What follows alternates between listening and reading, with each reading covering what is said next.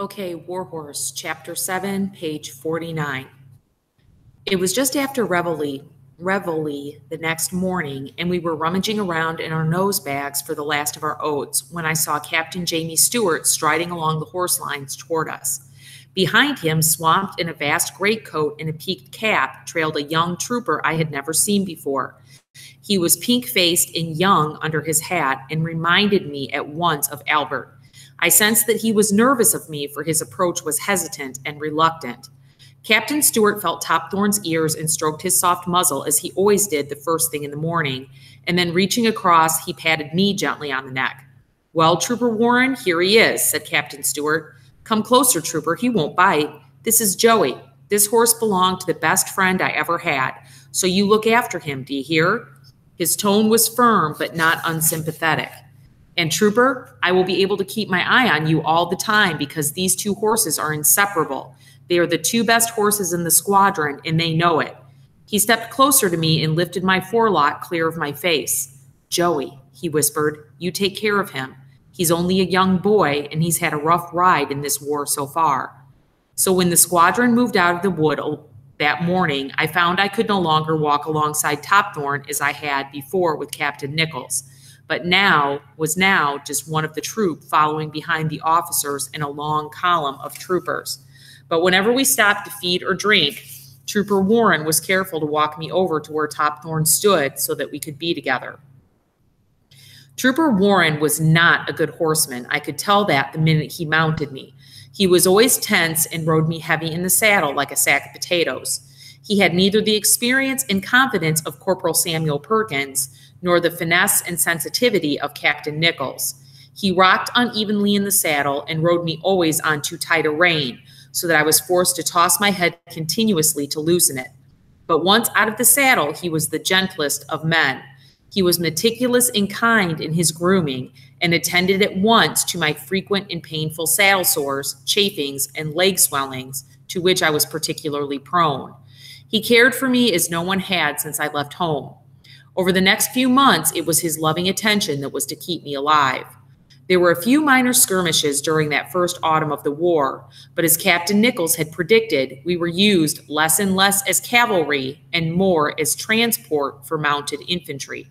Whenever we came across the enemy, the squadron would dismount, drawing their rifles from their buckets, and the horses would be left behind out of sight under the care of a few troopers, so that we never saw any action ourselves, but heard the distant crackle of rifle fire and the rattle of machine guns. When the troop returned and the squadron moved off again, there were always one or two horses without riders. We would be on the march for hours and days on end, it seemed. Then suddenly a motorcycle would roar past us through the dust, and there would be the bark commands and the shrill call of the bugles, and the squadron would swing off the road and into action once more. It was during these long, stifling marches and during the cold nights that followed that Trooper Warren began to talk to me. He told me how in the same action in which Captain Nichols had been killed, his horse had been shot down from beneath him, and how only a few weeks before he had been an apprentice blacksmith with his father. Then the war had broken out. He did not want to join up, he said, but the squire of the village had spoken to his father, and his father, who rented his house and his blacksmith shop from the squire, had no option but to send him off to war. And since he had grown up around horses, he volunteered to join the cavalry. "I tell you, Joey," he said one evening as he was picking out my hooves, "I tell you, I never thought I would get on a horse again after that first battle. Strange thing is, Joey, that it wasn't the shooting. Somehow I didn't mind that. It was just the idea of riding a horse again that terrified the life out of me. Wouldn't think that possible, would ya? Not with me being a blacksmith and all. Still, I'm over it now, and you've done that for me, Joey, given me back my confidence. Feel I can do anything now. Feel like one of those knights in armor when I'm up on you." Then, with the onset of winter, the rain came down in sheets. It was refreshing at first and a welcome break from the dust and the flies. But soon the fields and paths turned to mud beneath us. The squadron could no longer camp in the dry because there was no shelter, and so both man and horse were constantly soaked to the skin. There was little or no protection from the driving rain, and at night we stood now up to our fetlocks in cold, oozing mud. But Trooper Warren looked after me with great devotion, finding shelter for me whenever and wherever he could, rubbing some warmth into me with wisps of dry straw whenever he could find it, and ensuring that I always got a good ration of oats in my nose bag to keep me going. Excuse me. As the weeks passed, his pride in my strength and stamina became obvious to everyone, as did my affection for him. If only, I thought, if only he could just groom me and care for me and someone else could ride me. My trooper Warren would talk a great deal about how the war was going. We were, he said, to be withdrawn to reserve camps behind our own lines. The armies, it appeared, had pounded each other to a standstill in the mud and had dug in. The dugouts had soon become trenches, and the trenches had joined one another, zigzagging across the country from the sea to Switzerland. In the spring, he said, we would be needed again to break the deadlock. The cavalry could go where the infantry could not, and were fast enough to overrun the trenches. We'd show the infantry how to do it, he said, but there was the winter to survive before the ground became hard enough again for the cavalry to be used effectively. Topthorne and I spent the winter sheltering each other as best we could from the snow and the sleet. While only a few miles away, we could hear the guns pounding each other day and night, incessantly. We saw the cheery soldiers smiling under their metal hats as they marched off to the front line, whistling and singing and joking as they went. And we watched the remnants struggling back, haggard and silent under their dripping capes in the rain. Every once in a while, Trooper Warren would receive a letter from home, and he would read it out to me in a guarded whisper in case anyone else should overhear. The letters were all from his mother, and they all said much the same thing. My dear Charlie, he would read, your father hopes you are well, and so do I. We missed having you with us at Christmas. The table in the kitchen seemed empty without you. But your little brother helps when he can with the work, and father says he's coming on well, even though he's still a bit little and not strong enough yet to hold the farm horses. Minnie Whittle, that old widow from Hannaford Farm, died in her sleep last week. She was 80, so she can't grumble at that, though I expect she would if she could. She was always the world's worst grumbler, do you remember? Well, son, that's about all our news. Your Sally from the village sends her best and says to tell you that she'll be riding soon. Keep safe, dearest boy, and come home soon. Your loving mother. But Sally won't write, Joey, because she can't. Well, not very well anyway. But just as soon as this war's over and finished with, I'll get back home and marry her. I've grown up with her, Joey, known her all my life. Suppose I know her almost as well as I know myself, and I like her a lot better. Trooper Warren broke the terrible monotony of that winter. He lifted my spirits, and I could see that Topthorne, too, welcomed every visit he made to the horse lines. He never knew how much good he did us. During that awful winter, so many of the horses went off to the veterinary hospital and never came back. Like all army horses, our coats were clipped like hunters, so that all our lower quarters were exposed to the mud and rain. The weaker ones among us suffered first, for they had little resilience and went downhill fast. But Topthorne and I came through to the spring, Topthorne surviving a severe cough that shook his whole massive frame as if it were trying to tear the life out of him from the inside. It was Captain Stewart who saved him, feeding him a hot mash and covering him as best he could in the bleakest weather. And then, one ice-cold night in early spring, with frost lying on our backs, the troopers came to the horse lines unexpectedly early. It was before dawn. There had been a night of incessant heavy barrage, and there was a new bustle and excitement in the camp. This was not one of the routine exercises we had come to expect. The troopers came along the horse lines in full service gear, each equipped with 2 bandoliers, respiratory shoulder bag, rifle, and sword. We were saddled up and moved silently out of the camp and onto the road. The troopers talked of the battle ahead, and all the frustrations and irritations of imposed idleness vanished as they sang in the saddle. And my trooper Warren was singing along with them as lustily as any of them. In the cold gray of the night, the squadron joined the regiment in the remnants of a little ruined village peopled only by cats, and waited there for an hour until the pale light of dawn crept over the horizon. Still, the guns bellowed out their fury, and the ground shook beneath us.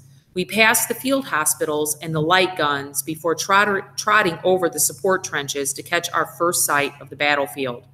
Desolation and destruction were everywhere. Not a building was left intact.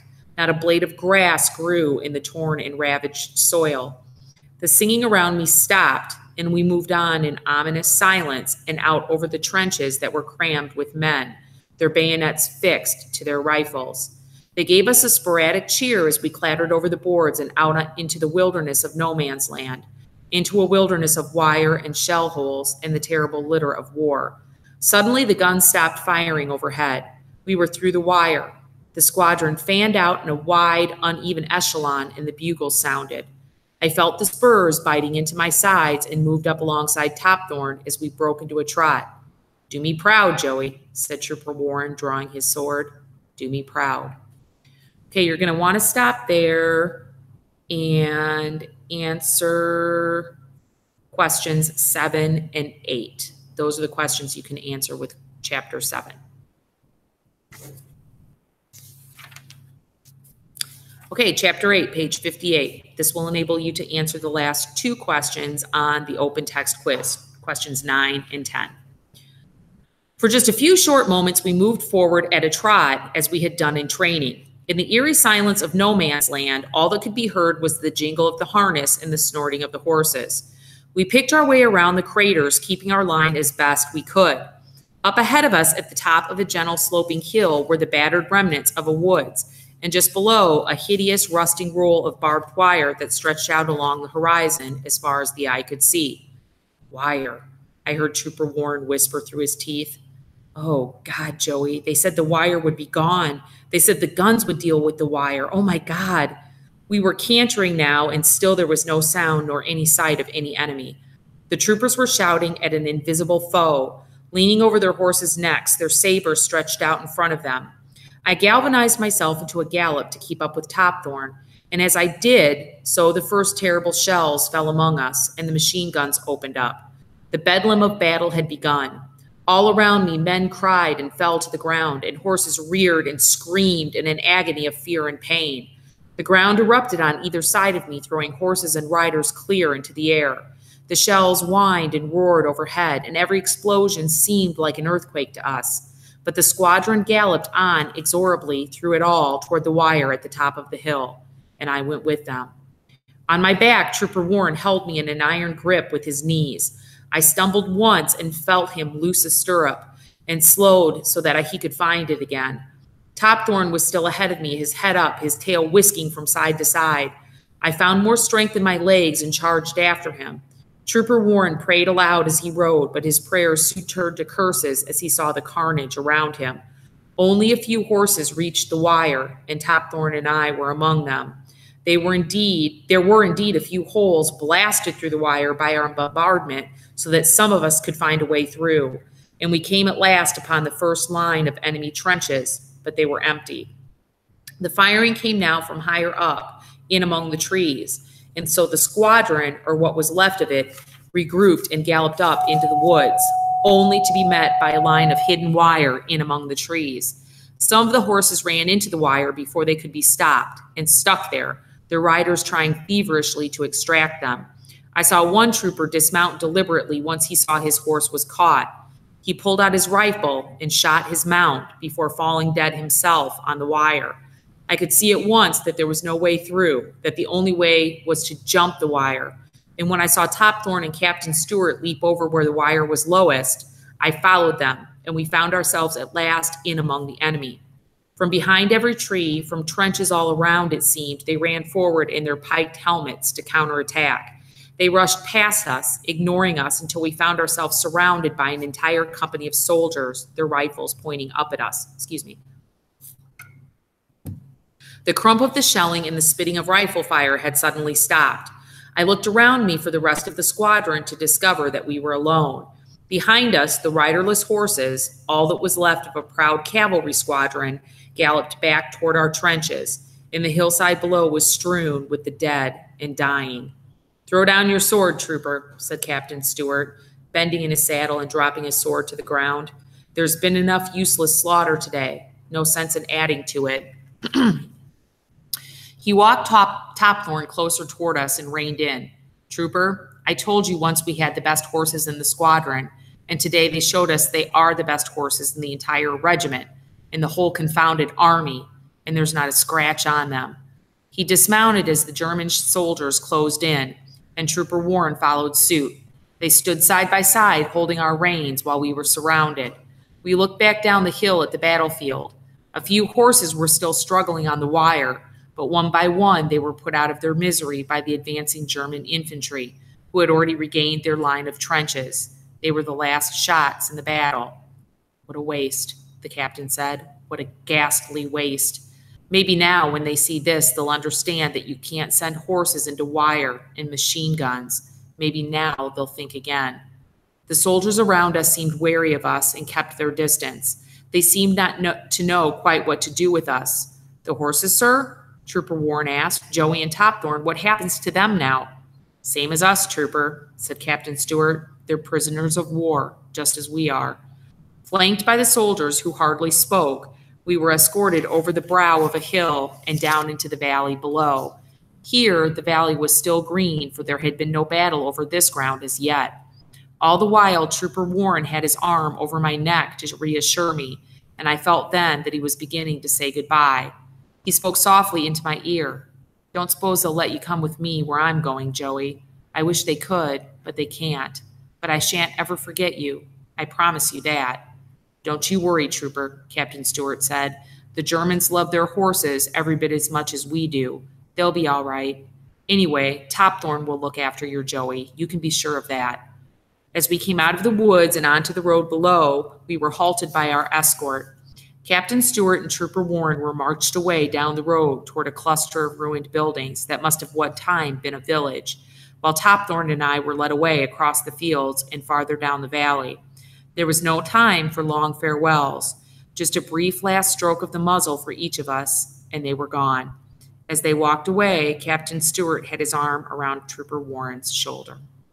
Okay, stop there and answer questions 9 and 10, and pick up the next packet for chapters 9 through 12, and the next open text quiz for chapters 9 through 12.